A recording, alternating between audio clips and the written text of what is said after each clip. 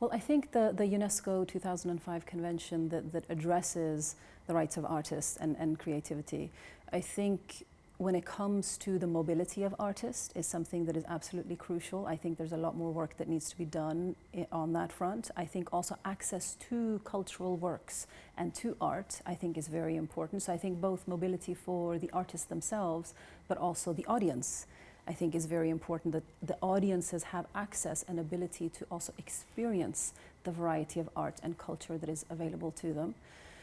I think when it comes to gender, the gender perspective on this, I think that's something that is overlooked very often. I do think that when it comes to women artists and also women producers and cultural actors, I think it's, when it comes to women's participation in anything in the world, I think that we're not where we need to be.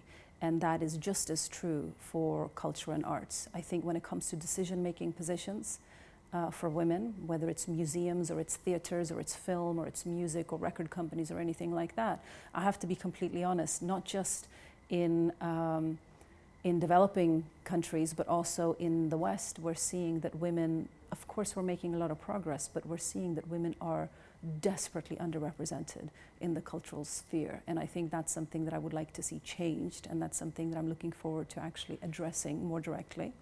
And when it comes to the convention also, I think other than the mobility of artists, I think also promoting the basic human rights and freedoms of artists is something that we must commit to. I think in order to foster healthy, happy, just, inclusive societies, that includes the freedom of artists to create the work that they choose to create and the questions that they choose to ask and the confrontations and provocations that they choose to have and also the bridges that they choose to build. I think we have an obligation to make sure that we create societies that facilitates the safety and creative space for our artists to do that.